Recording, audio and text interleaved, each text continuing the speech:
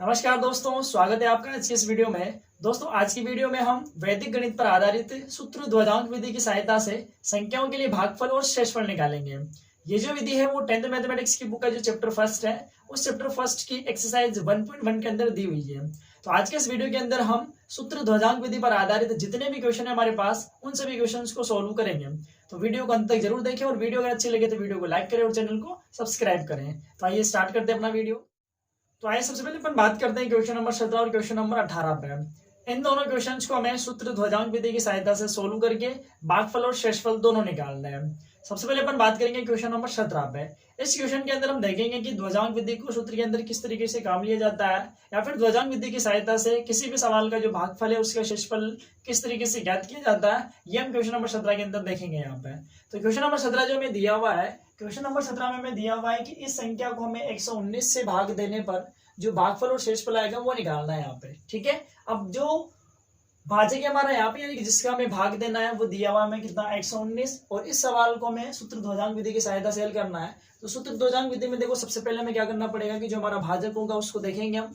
भाजक कितना दिया है हमारे पास, यहाँ पे 119 दिया हुआ है। तो हम सबसे पहले क्या करेंगे कि भाजक की सहायता से दो चीजें निकालते हैं यहाँ पे। सूत्र ध्वजांक विधि के लिए हम सबसे पहले स्टेप का जो काम करेंगे, सबसे पहले स्टेप में हम क्या करेंगे, देखो यहाँ पे सबसे पहले हम लिखेंगे कि जो भाजक है वो कितना है हमारा। देखो भाजक जो दिया हुआ है ना, उस भाजक को लिखा हमने। भाजक हमें दिया हुआ है यहाँ पे कितना 119 दिया हुआ है। ठीक है, तो हमारा भाजक कितना 119 है जिसका हमें भाग देना है। अब भाजक में हम दो चीजें निकालते हैं भाजक के अंदर से। एक तो हम निकालेंगे क्या, ध्वजांक। अब ध्वजांक क्या होता है, देखो क्योंकि हम जानते हैं कि ध्वज सबसे ऊपर रहता है, यानी कि सबसे पहला जो मान रहता है वो किसका मान होता है, ध्वजांक का। तो यानी कि जो भाजक हमें दिया होगा उस भाजक का जो सबसे पहला अंक है, यानी कि इकाई का जो अंक है उस इकाई के अंक को तो हम क्या कहते हैं, ध्वजांक कहते हैं। ठीक, और बाकी जो बचता है हमारे पास उस बाकी बचे हुए मान को हम क्या कहेंगे, यहाँ पे मुख्यांक कहेंगे। तो मुख्यांक कितना हो गया हमारे पास, 11 हो गया। यानी कि किसी भी भाजक का जो सबसे पहला अंक होता है इकाई का अंक वो तो होता है ध्वजांक, और बाद के जो बचे हुए अंक होते हैं वो क्या होते हैं, उसके मुख्यांक होते हैं। ठीक, तो ये पहला काम हो गया हमारे पास। सेकंड काम हम क्या करेंगे, हम सवाल के 3 कॉलम बनाएंगे। सवाल के 3 कॉलम हमने बना दिए यहाँ पे। सवाल के हमने कितने कॉलम बना दिए, सवाल के हमने 3 कॉलम बना दिए। ठीक है, अब कॉलम के अंदर संख्याओं को किस तरीके से लिखेंगे, देखो कॉलम नंबर फर्स्ट जो है हमारा, उस कॉलम नंबर फर्स्ट में आएगा ध्वजांक और उसके नीचे आएगा मुख्यांक। क्योंकि हम जानते हैं कि ध्वजांक यानी कि ध्वज सबसे ऊपर रहता है, और ध्वज के नीचे हम क्या करते हैं, मुख्य अतिथि को बिठाते हैं, यानी कि मुख्यांक को उसके नीचे लिखते हैं यहाँ पर। तो सबसे पहले आएगा हमारे पास क्या, ध्वजांक आएगा। तो ध्वजांक को हमने लिख दिया सबसे ऊपर। तो ध्वजांक कितना है हमारे पास, देखो ध्वजांक कितना हो गया 9, और ध्वजांक के नीचे किसको लिखा जाता है, मुख्यांक को लिखा जाता है। तो मुख्यांक का जो मुख्यांक है हमारे पास हमने लिख दिया यहाँ पे। मुख्यांक कितना हो गया, 11 हो गया। तो ये पहले कॉलम के अंदर संख्या लिख दी हमने। अब सेकंड और थर्ड कॉलम में क्या होगा, देखो यानी कि जो भी हमारा भाजक दिया हुआ या भाज्य दिया हुआ है जिसके अंदर हमें भाग देना है, तो उस भाज्य का लास्ट वाला जो एक अंक होता है यानी इकाई का अंक जो होता है उसको तो हम लिखते हैं केवल लास्ट वाले कॉलम में, और बाकी जो भी संख्याएं बचेगी उन सभी संख्याओं को हम क्या करते हैं, यहाँ पे दूसरे कॉलम में लिख देते हैं। ठीक है, तो संख्याओं को जो हम लिखते हैं, तो थर्ड कॉलम में केवल एक संख्या लिखी जाएगी, वो भी पीछे से एक संख्या लिखी जाएगी। बाकी जो संख्याएं बचेगी उन सभी संख्याओं को हम क्या करेंगे, यहाँ पे सेकंड कॉलम में लिख देंगे। तो ये तो हमने सवाल को जमाने का तरीका लिख दिया। सबसे पहले हम निकालेंगे ध्वजांक यानी कि भाजक का इकाई का अंक, फिर निकालेंगे मुख्यांक, बचे हुए सभी अंक। सवाल के 3 कॉलम बनाएंगे और पहले कॉलम में ध्वज के नीचे मुख्यांक लिख देंगे।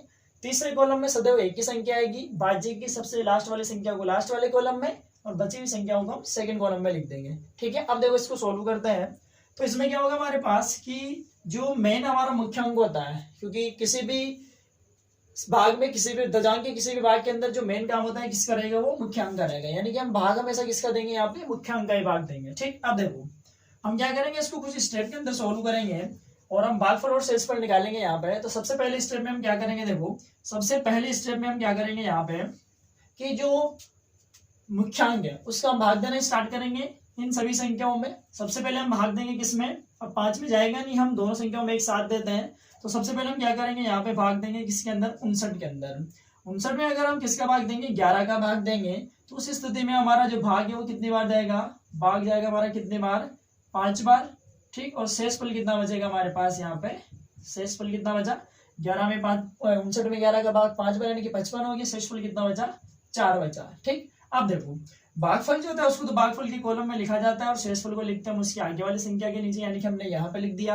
क्योंकि ध्यान रखना यहाँ पे भागफल को हम भागफल वाले कॉलम में लिखेंगे और जो शेषफल बचेगा उसको भाग देने के बाद जो संख्या बचेगी उसके जस्ट नीचे लिखना है हमें यहाँ पे।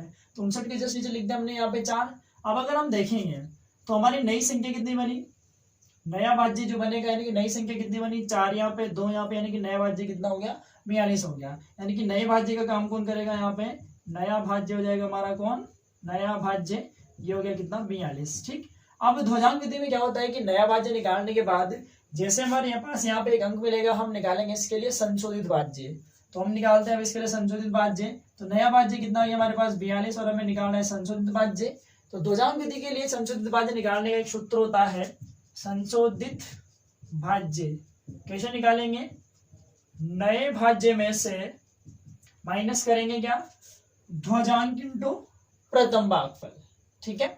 संशोधित भाज्य निकालने के लिए हम क्या करते हैं, ध्वजांक को किससे गुणा करते हैं, प्रथम भागफल से गुणा करते हैं। तो जो आएगा वो क्या होगा, हमारा संशोधित भाज्य होगा। लेकिन अगर हम यहाँ पे देखें कि जब मैं 9 को 5 से गुणा करूंगा, ठीक है, तो ये हो जाएगा ध्वजांक इंटू प्रथम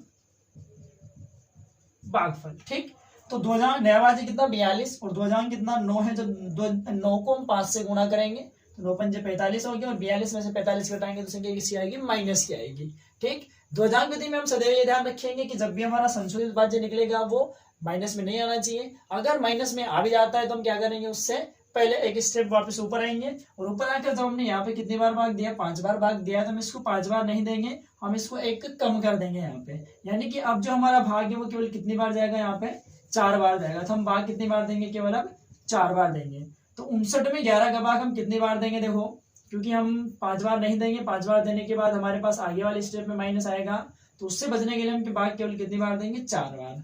जब हमने 59 में 11 का भाग दिया, 4 बार जा रहा है तो शेषफल कितना बचा, 4 चौके 44 और 44 गया तो शेषफल कितना बच गया, 15 बच गया हमारे पास। ठीक है। तो भागफल कितना आ गया 4 और शेषफल कितना बचा 15। अब 15 को लिखेंगे हम यहाँ पे, तो ये 15 हो गया। ठीक। अब देखो नया भाज्य कितना बना, अब जो नया भाज्य बना वो कौन है, नया भाज्य कितना बन गया 152, ये 15 और ये 2 यानी नया भाज्य कितना हो गया 152। अब हम निकालते हैं यहाँ पे संशोधित भाज्य।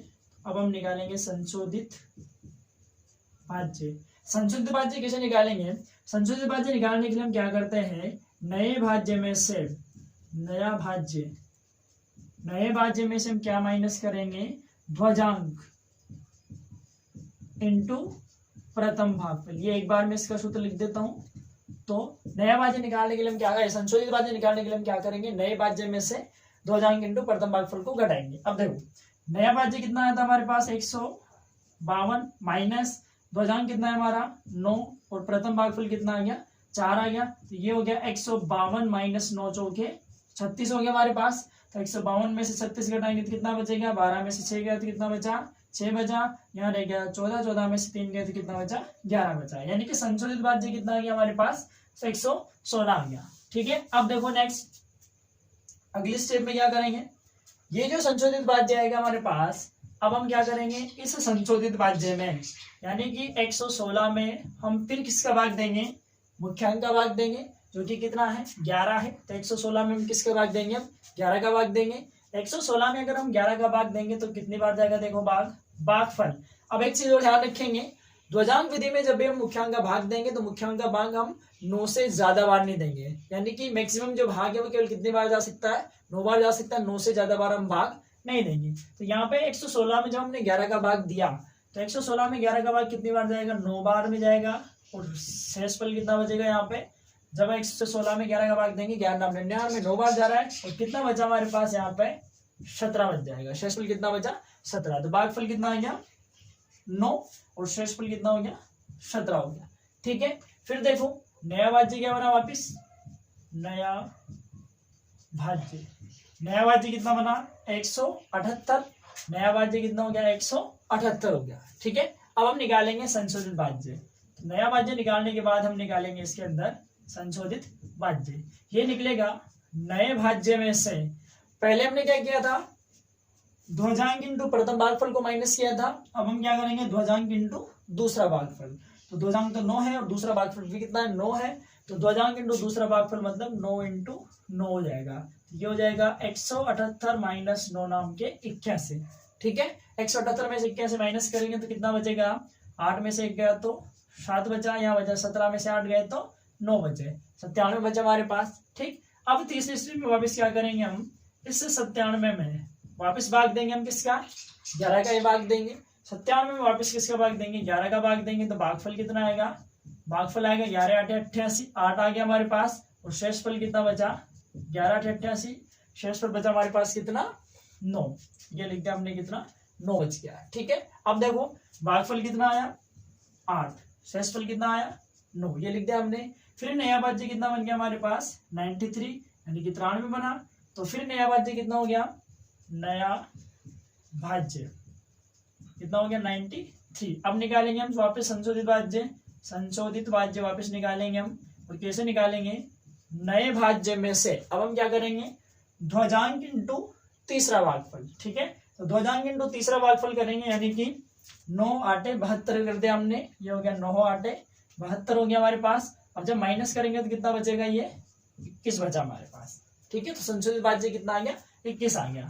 अब चौथी स्टेप में हम क्या करेंगे कि इस 21 में हम वापस किसका भाग देंगे, 21 में हम भाग देंगे किसका, वापस 11 का भाग देंगे। 21 में हमने 11 का भाग दिया, तो 21 में 11 का भाग कितनी बार जाएगा, देखो 11 एकम 11, और शेषफल कितना बचा हमारे पास, 10 बच गया। ठीक है, तो भागफल को तो भागफल वाले स्थान पे लिख देंगे, और शेषफल को शेषफल वाले, अब यहाँ पे संख्याएं खत्म हो गई तो हमने लिख दिया यहाँ पे। ठीक है, अब देखो यानी कि सेकंड कॉलम वाली संख्याएं कंप्लीट है, और लास्ट में कितना बचा हुआ है, 107 बचा हुआ है। तो फिर हम लिखेंगे यहाँ पे नया भाज्य, नया भाज्य कितना बन गया, 107 हो गया हमारे पास। ठीक है, तो नया भाज्य कितना हो गया, 107। अब हम निकालेंगे इसका अंतिम शेषफल, क्योंकि हमारे पास सेकंड कॉलम का काम कंप्लीट हो गया, और सेकंड कॉलम का काम कंप्लीट हो गया, तो जो लास्ट में बचेगा वो हमारा अंतिम शेषफल रहेगा। यानी कि ये जो भागफल हो गया, इसके लिए हमें अंतिम शेषफल निकालना है, तो अंतिम शेषफल भी उसी तरीके से निकलेगा। नए भाज्य में से हम क्या करेंगे, ध्वजांक इंटू चौथा भागफल माइनस करेंगे। ध्वजांक 9 है और चौथा भागफल कितना है 1, तो 107 में से माइनस करेंगे, 9 एकम 9, और 107 में से जब 9 माइनस करेंगे तो ये कितना आएगा, 98 आएगा। यानी कि अंतिम शेषफल कितना आएगा, 98 आएगा अपने पास। ठीक है, तो यहाँ पर देखो सेकंड कॉलम के अंदर जो संख्या आएगी वो तो क्या होगा, भागफल, यानी कि जो भागफल है वो कितना हो गया हमारे पास, भागफल तो कितना आ गया 4981, 4981, और शेषफल कितना आ गया हमारे पास 98 आ गया। तो इस तरीके से हम सूत्र ध्वजांक विधि की सहायता से संख्याओं का भागफल और शेषफल निकालते हैं। ठीक है, तो 2-3 स्टेप में सवाल याद रखेंगे। पहले तो क्या होगा, हम ध्वजांक और मुख्यांक निकाल देंगे, पहला काम कंप्लीट हो जाएगा। फिर हम निकालेंगे सवाल के 3 कॉलम बनाएंगे, सवाल के 3 कॉलम बना दिए हमने। पहले कॉलम में सबसे पहले ध्वजांक, उसके नीचे मुख्यांक लिखना है। लास्ट वाले कॉलम में हमने केवल एक ही संख्या लिखी है, और बाकी जो बची हुई संख्या है वो दूसरे कॉलम में लिखी है। ठीक है, अब भाग हम सदैव किसका देंगे, मुख्यांक का भाग देंगे, क्योंकि मुख्यांक के काम में आएगा। यहाँ पे हम भाग देना स्टार्ट करेंगे 11 का पहले इसमें देंगे 59 में जब देंगे तो हमने 55 बार दिया, लेकिन जब 55 बार दिया तो उसके आगे वाले स्टेप में संशोधित भाज्य ऋणात्मक बचेगा, इसलिए हम इसको केवल 4 बार देंगे। तो हमने 4 बार दिया, शेषफल कितना है 15। नया भाज्य कितना बन गया, भागफल को सेकंड कॉलम में, शेषफल को ऊपर लिख देंगे, तो यहाँ लिख दिया 152, ये नया भाज्य। इस तरीके से हम हर बार संशोधित भाज्य निकाल के उसमें भाग देते रहेंगे। तो इस तरीके से हम क्या करेंगे, सूत्र ध्वजांक विधि की सहायता से संख्या का भागफल और शेषफल निकालेंगे। ठीक है, आइए हम इसके नेक्स्ट क्वेश्चन की अपन बात करते हैं, क्वेश्चन नंबर 18। आइए हम सोल्व करते हैं क्वेश्चन नंबर 18 को। क्वेश्चन नंबर 18 देखो क्या हमारे पास, क्वेश्चन नंबर 18 में हमारे पास इस संख्या में किसका भाग देना है, 59 का भाग देना है, किसकी सहायता से, सूत्र ध्वजांक विधि की सहायता से। तो हमने इसका एक सवाल कंप्लीट कर लिया, उसी तरीके से हम इसके सेकंड सवाल को भी सोल्व करते हैं। ठीक, तो सबसे पहला काम हमारा रहेगा कि जो भाजक है हमारा, उस भाजक से हम 2 चीजें निकालेंगे, तो निकालेंगे ध्वजांक और दूसरा निकालेंगे हम इसका मुख्यांक निकालते हैं। तो सबसे पहले हमने लिखा यहाँ पे कि जो भाजक है हमारा, वो भाजक कितना दिया हुआ है, देखो भाजक दिया हुआ है 59। भाजक अगर 59 है तो इसका ध्वजांक कितना हो गया, ध्वजांक का मतलब हो गया इकाई का अंक, जो कितना है 9, और दूसरा हो गया इसका मुख्यांक, जो कितना है हमारे पास 5 है। ठीक, ये मुख्यांक हो गया। फिर हम सवाल के कितने कॉलम बनाएंगे, 3 कॉलम बनाएंगे। सवाल के हमने 3 कॉलम बना दिए। पहले कॉलम में सबसे पहले क्या आएगा, ध्वजांक आएगा, ये सबसे पहले कॉलम में लिख दिया हमने ध्वजांक, जो कि कितना है 9, और उसके नीचे क्या आएगा मुख्यांक, जो हमने लिख दिया कितना 5 लिख दिया। ठीक है, लास्ट वाले कॉलम में केवल एक ही संख्या आएगी, तो लास्ट वाले कॉलम में हमने केवल कितना लिख दिया 4 लिख दिया, और बाकी बची हुई संख्याओं को हमने इसके दूसरे कॉलम में लिख दिया। तो ये बाकी बची हुई संख्याओं को हमने इसके सेकंड कॉलम में लिख दिया। ठीक, अब देखो अब हम सॉल्व करते हैं। सबसे पहले स्टेप रहेगी हमारे पास कि जो 5 में भाग देंगे नहीं हम, क्योंकि एक संख्या में भाग देंगे नहीं आगे, अगर दे भी देंगे तब शेषफल कितना बचेगा 0, और शेषफल अगर 0 बचेगा तो अगली स्टेप में जब हम इसका संशोधित भाज्य निकालेंगे तो वहां पे कितनी आएगी संख्या, माइनस के आएंगे। तो हम केवल 5 में देंगे, हम पूरी में एक साथ देंगे यहाँ पे, ठीक है। तो हम 58 में देते हैं, क्योंकि 5 में जब देंगे तो भाग जाएगा कितनी बार, एक बार, 5 में 5 के बाद एक बार, शेषफल कितना बचा 0। अब शेषफल 0, जब मैं यहाँ 0 लिखूंगा और वापस अगर संशोधित भाज्य निकालेंगे तो वो किसमें आएगा, माइनस में आएगा। तो उसके लिए हम क्या करेंगे, यहाँ पे इसकी दोनों संख्याओं में भाग देंगे। तो हम क्या करेंगे, पहली स्टेप में 58 में भाग देंगे किसका, 5 का। अब हम जानते हैं कि जो मैक्सिमम भाग होता है वो अधिकतम कितनी बार दिया जा सकता है, 9 बार दिया जा सकता है, 9 से ज्यादा बार हम यहाँ भाग नहीं देंगे, ठीक है। अब शेषफल कितना बचा देखो, जब हमने 58 में 5 का भाग दिया तो 9 पंजे 45 हो गया, और 45 हो गया तो शेषफल कितना बचा, 13 बचा। तो भागफल को तो भागफल के स्थान पे, शेषफल को हमने शेषफल के स्थान पे लिख दिया। फिर नया भाज्य कितना बना, नया भाज्य बना हमारे पास कितना, 137 बना। अब नया भाज्य 137 बना तो हम निकालेंगे संशोधित भाज्य। कैसे निकालेंगे, वही नए भाज्य में से 2 अजांक इंटू प्रथम भागफल, यानी कि 9 इंटू 9 माइनस करेंगे। 137 में से 9 नाम की 81 हमने घटा दिया, कितना बचा 6, और 13 में से 8 गए तो 5 बचे, ठीक। अब सेकेंड स्टेप में क्या होगा देखो, सेकेंड स्टेप में क्या करेंगे हम, 56 में भाग देंगे किसका, 5 का। 56 में 5 का भाग देंगे तो कितनी बार जाएगा, 56 में हमने 5 का भाग दिया, भाग जाएगा हमारा केवल कितनी बार, 9 बार जाएगा। और 9 बार जाएगा तो शेषफल कितना बचेगा, इस स्थिति में शेषफल बचा हमारे पास कितना, 5 नाम 45, यानी कितना बच गया, 11 बच गया। तो ये भागफल लिख दिया हमने 9, और शेषफल को हमने लिख दिया यहाँ पे, यानी कि अब नया भाज्य कितना हो गया, नया भाज्य, तो नया भाज्य हो गया हमारे पास कितना, 116 हो गया, यानी कि 11 तो ये और 6, यानी कि टोटल कितना हो गया, 116 हो गया। तो नया भाज्य कितना बन गया, 116, ठीक। अब हम निकालेंगे इसका संशोधित भाज्य, और संशोधित भाज्य निकालने का तरीका क्या होता है, नए भाज्य में से हम घटाएंगे 2 अजांक इंटू दूसरा भागफल, यानी कि -9 इंटू 9। तो ये कितना हो गया, 116 माइनस 9 नाम के 81। 116 में से कितना घटाएंगे, 81 घटाएंगे। 2 अजांक इंटू दूसरा भागफल माइनस करेंगे, यानी कि 9 इंटू 9 माइनस करेंगे। अब कितना बच गया, 6 में से 1 गया कितना बचा 5, 11 में से 8 गया कितना बचा 3 बचा, ठीक। ये हो गया हमारे पास। अब देखो तीसरी स्टेप में हम क्या करेंगे कि इस 35 में हम भाग देंगे किसका, 5 का। अब हमें सदैव ध्यान रखना है कि भाग हम इस तरीके से देंगे जिससे कि शेषफल 0 नहीं बचना चाहिए हमारा, क्योंकि 0 बचते ही आगे वाली संख्या फिर किस में आ जाएगी, माइनस में आ जाएगी। तो जब हम यहाँ भाग देंगे, वैसे तो भाग कितने बार जाना चाहिए, 7 बार जाना चाहिए, लेकिन हम 7 बार नहीं देंगे, हम केवल कितने बार देंगे, 6 बार, जिससे कि हमारा शेषफल 0 नहीं बचेगा। तो भागफल 6, तो शेषफल कितना बचा हमारे पास, 5 बचा। शेषफल 5 है तो भागफल को तो लिख दिया भागफल के स्थान पे, शेषफल को लिख देंगे। यहाँ पे संख्या कंप्लीट है तो यहाँ लिखना पड़ेगा, तो शेषफल लिख दिया हमने यहाँ पे, ठीक। फिर देखो नया भाज्य कितना बना, नया भाज्य बना हमारे पास कितना, 54। अब देखो सेकंड कॉलम कंप्लीट है, इसका मतलब भागफल तो हमें मिल गया। अब हमें क्या निकालना है, शेषफल। तो अब हम निकालेंगे इसका अंतिम शेषफल। अब हम निकालेंगे इसका अंतिम शेषफल, और अंतिम शेषफल भी हम उसी तरीके से निकालेंगे। नए भाज्य में से 2 अजांक इंटू तीसरा भागफल माइनस करेंगे, तो ये हो जाएगा कितना, 9 इंटू 6, और ये हो जाएगा 54 माइनस 9 छक्के 54, यानी कि अंतिम शेषफल कितना आ गया, यहाँ पे 0 आ गया। तो अंतिम शेषफल को हम यहाँ लिख दे 0, यानी कि हमारा जो भागफल है, तो भागफल कितना है हमारे पास, भागफल तो आ रहा है हमारे पास कितना, 996, और शेषफल कितना है हमारा, 0 आ रहा है। तो ये भागफल और शेषफल हमने दोनों निकाल लिए। तो इस तरीके से हम क्या करेंगे, इसका सेकंड क्वेश्चन भी सूत्र ध्वजांक विधि की सहायता से सोल्व कर लेंगे, ठीक। अब हम बात करेंगे इसके अगले क्वेश्चन पे। आइए सोल्व करते हैं हमारा अगला question, question number 19। Question number 19 में हमें दिया हुआ है कि हमें इस संख्या के अंदर 151 का भाग देना है, लेकिन किसकी सहायता से, सूत्र ध्वजांक विधि की सहायता से। तो जैसा कि हमने इसके 2 क्वेश्चन कर लिए हैं, तो अब हम इसके अगले क्वेश्चन को उसी तरीके से सोल्व करते हैं। तो सबसे पहले हम नोट करेंगे कि हमारा जो भाजक है वो कितना है। देखो यहाँ पे भाजक को हमने लिखा, भाजक कितना हमारा 151 दिया हुआ है। तो पहला काम वही है कि ध्वजांक और मुख्यांक निकालना है। तो सबसे पहले हमने निकाला इसका क्या, ध्वजांक। हम जानते हैं कि ध्वजांक क्या होता है, ध्वजांक होता है हमारे पास भाजक का इकाई अंक, पहली संख्या ध्वजांक का काम करती है, और बाकी जो दोनों संख्याएं बचती है बाद में जो भी बचेगा वो सब क्या हो जाएगा, मुख्यांक का काम करेगा। तो मुख्यांक कितना हो गया यहाँ पे, 15 हो गया हमारे पास, ठीक है। अब देखो वही सवाल के 3 कॉलम बनाएंगे। सवाल के हमने 3 कॉलम बना दिए। पहले कॉलम में हम जानते हैं कि क्या आएगा, सबसे ऊपर ध्वजांक आएगा जो कि कितना 1 है, और उसके नीचे क्या आएगा, मुख्यांक जो कि कितना दिया हुआ है हमारे पास, 15 दिया हुआ है। ठीक, तो ये काम हो गया हमारे पास दूसरा, यानी कि पहले ध्वजांक मुख्यांक निकाल लिए और फिर हमने सवाल के 3 कॉलम बना के उसके अंदर संख्याओं को लिख दिया है। ठीक, अब देखो तीसरे कॉलम में क्या होगा, लास्ट से वाली संख्या आएगी 8, जिसके अंदर भाग दे रहे हैं उसकी लास्ट संख्या तीसरे कॉलम में, और बाकी जो बचा हुआ है उसको हमने इसके सेकंड कॉलम में लिख दिया। ठीक है, फिर हम क्या करेंगे, इस तरीके से लाइन खींच देंगे और अब हम इसका भाग देना स्टार्ट करेंगे। सबसे पहले देखो हम भाग देंगे किसमें, 9 में तो जाएगा नहीं, हम किसमें देंगे, 92 में भाग देंगे। किसका देंगे, 15 का देंगे। अब 92 में 15 का भाग कितनी बार जाएगा, 15 चौके 60, 15 चौके 90, यानी कि भाग कितनी बार जा रहा है हमारे पास, 6 बार जा रहा है। और जब भाग 6 बार जाएगा शेषफल कितना बचेगा, 2 बचेगा। तो भाग कितनी बार दिया हमने यहाँ पे, 6 बार, और शेषफल कितना बचा, 2, क्योंकि यहाँ तक का काम कंप्लीट हो तो यहाँ लिखना पड़ेगा हमें।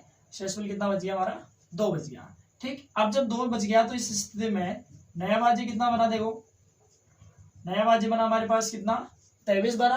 नया भाज्य कितना हो गया, 23। अब नया भाज्य 23 बना है तो हम निकालेंगे इसका क्या, संशोधित भाज्य।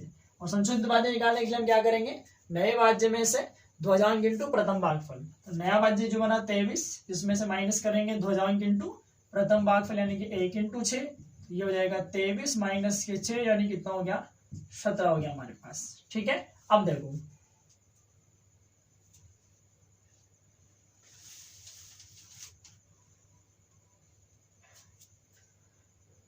अब क्या करेंगे, देखो अब हम सेकंड स्टेप सोल्व करते हैं। सेकंड स्टेप में हम क्या करेंगे, ये जो 17 आ रहा है हमारे पास संशोधित भाज्य, इसमें हम किसका भाग देंगे, वापस 15 का भाग देंगे। 17 में अगर 15 का भाग देंगे तो हम जानते हैं कितनी बार जाएगा, ये भाग जाएगा केवल 1 बार, और शेषफल कितना बचेगा हमारे पास, 2 बच जाएगा। ठीक है, तो भागफल को तो हमने भागफल के स्थान पे लिख दिया और शेषफल को हमने शेषफल के स्थान पे लिख दिया। अब देखो नया भाज्य कितना बना, जब अगर हम यहाँ देखेंगे 1 और 5, यानी कि नया भाज्य कितना हो गया हमारे पास, नया भाज्य कितना हो गया, 15 हो गया। ठीक, नया भाज्य 15 तो हम निकालेंगे हम संशोधित भाज्य। तो अब हमने निकाला संशोधित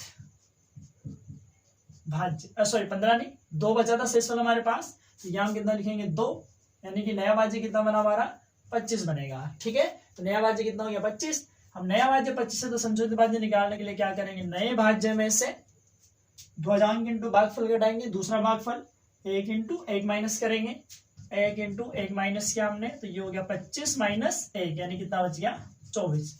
अब हम क्या करेंगे, इस 24 में किसका भाग देंगे, 24 में भाग देंगे हम किसका, 15 का, और 24 में 15 का भाग कितनी बार जाएगा, केवल 1 बार, और शेषफल कितना बचेगा, 24 में 15 का भाग 1 बार, शेषफल कितना बचा, 9 बचा। तो भागफल को तो भागफल के स्थान पे लिख देंगे, और जो शेषफल बचा है उसको हमने लिख दिया यहाँ पे, यानी कि 98 हो गया हमारे पास। तो नया भाज्य कितना बना, नया भाज्य बना हमारे पास कितना, 98। अब देखो सेकंड कॉलम का काम कंप्लीट है, यानी कि हमारा जो भागफल है वो तो आ गया। अब हमें क्या निकालना है, अंतिम शेषफल। तो हम लिखेंगे हम यहाँ पे क्या, अंतिम शेषफल। ठीक, अब अंतिम शेषफल कैसे निकलेगा, देखो अंतिम शेषफल निकालने के लिए हम क्या करेंगे, नए भाज्य में से वही पहले वाले काम, ध्वजांक इंटू तीसरा भागफल, यानी कि 1 इंटू 1, यानी कि 98 माइनस का 1, यानी कितना हो जाएगा, 97।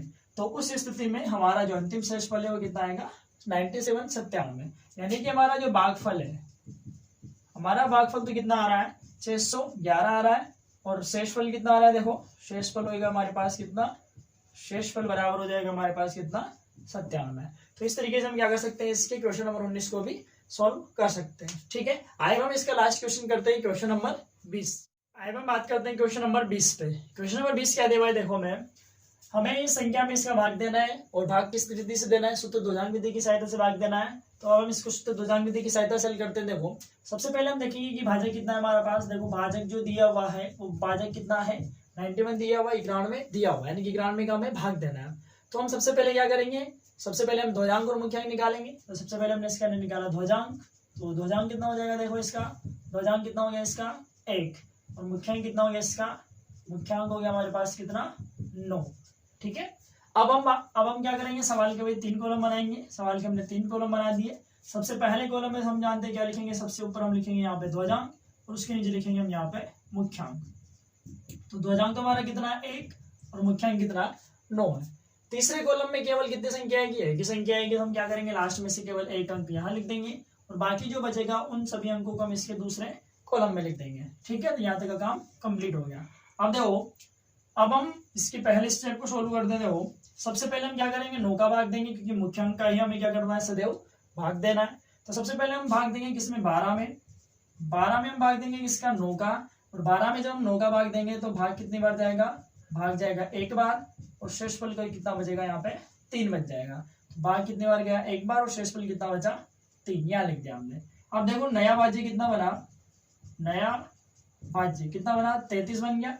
नया भाज्य कितना बना, 33। अब नया भाज्य 33 है तो हम निकालेंगे भाई संशोधित भाज्य।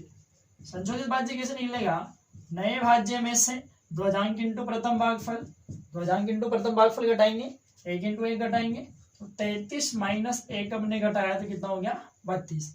अब हम इसके सेकंड स्टेप को सोल्व करते हैं। देखो सेकंड स्टेप में हम क्या करेंगे कि जो संशोधित भाज्य आ रहा है 32, उसमें हम किसका भाग देंगे, 32 में हम भाग देंगे किसका, 9 का। ठीक है, और 32 में जब 9 का भाग देंगे तो कितनी बार जाएगा, देखो 32 में 9 का भाग देंगे, भागफल 9 30 27 हो गया, और शेषफल कितना बचेगा, 9 30 27, शेषफल होता है कितना, 5। ठीक, तो भागफल को तो भागफल के स्थान पे लिख देंगे, और शेषफल को हमने शेषफल के स्थान पे लिख दिया। अब नया भाज्य कितना बना, नया भाज्य, नया भाज्य बना हमारे पास कितना, 54। नया भाज्य 54 बना। अब निकालेंगे हम वही संशोधित भाज्य। संशोधित भाज्य बराबर क्या हो जाएगा, नया भाज्य माइनस ध्वजांक इंटू दूसरा भागफल। तो ध्वजांक कितना, 1, और दूसरा भागफल कितना, 3, तो 54 माइनस 3। ठीक है, ध्वजांक इंटू दूसरा भागफल हो गया, 1 इंटू 3, कितना बचेगा यहाँ से, 51 बचा। अब हम क्या करेंगे भाई, 51 में किसका भाग देंगे, मुख्यांक का भाग देंगे, 9 का भाग देंगे। 51 में 9 का भाग कितनी बार जाएगा, 9 पंजे 45, तो भागफल कितना आएगा, 9 पंजे 45, और शेषफल कितना बचेगा उस स्थिति में, 9 पंजे 45, यानी कितना बचा, 6 बचा। तो भागफल को तो भागफल के स्थान पे, और शेषफल को शेषफल के स्थान पे। सेकंड वाले कॉलम का काम कंप्लीट हो गया, यानी कि हमारा जो भागफल है वो कितना आएगा, 135 आएगा। अब हमें क्या निकालना है, अंतिम शेषफल। लेकिन उससे पहले देखेंगे कि नया भाज्य कितना बना हुआ है। तो नया भाज्य हमारे पास बना कितना, 65। ठीक, अब नया भाज्य 65 है तो हम निकालेंगे हम अंतिम शेषफल, क्योंकि भागफल तो निकल गया। अब हम निकालेंगे इसका क्या, अंतिम शेषफल। और अंतिम शेषफल कैसे निकलेगा, नए भाज्य में से हम ध्वजांक इंटू तीसरा भागफल, यानी कि 1 इंटू 5, यानी कि 65 माइनस 5, यानी कितना हो जाएगा, 60, यानी कि अंतिम शेषफल कितना आएगा, यहाँ पे 60 आएगा। ठीक है, तो भागफल कितना है हमारे पास, भागफल जो है वो तो कितना आ रहा है, 135, तो भागफल कितना आएगा, 135, और शेषफल कितना आएगा हमारे पास, 60 आएगा। ठीक, तो इस तरीके से हम क्या करेंगे, इस सवाल को सूत्र ध्वजांक विधि की सहायता से हल कर सकते हैं। ठीक है, तो सूत्र ध्वजांक विधि का जो सवाल है वो 2-3 स्टेप में होगा। सबसे पहले हम सूत्र भाजक की सहायता से ध्वजांक और मुख्यांक निकालेंगे। जब ध्वजांक और मुख्यांक निकल जाएंगे तो हम सवाल के 3 कॉलम बनाएंगे। सवाल के 3 कॉलम बना के उसमें संख्याओं को इस तरीके से लिखेंगे, और बाद में इसके एक स्टेप को सोल्व करके सेकंड कॉलम वाली संख्या और थर्ड कॉलम वाली संख्या को निकाल लेते हैं। सेकंड कॉलम वाला तो क्या हो जाएगा, भागफल, और थर्ड कॉलम वाला क्या हो जाएगा, हमारे पास शेषफल हो जाएगा। तो इस तरीके से हम सूत्र ध्वजांक विधि के जितने भी सवाल हैं उन सभी के सवालों को सोल्व कर लेते हैं।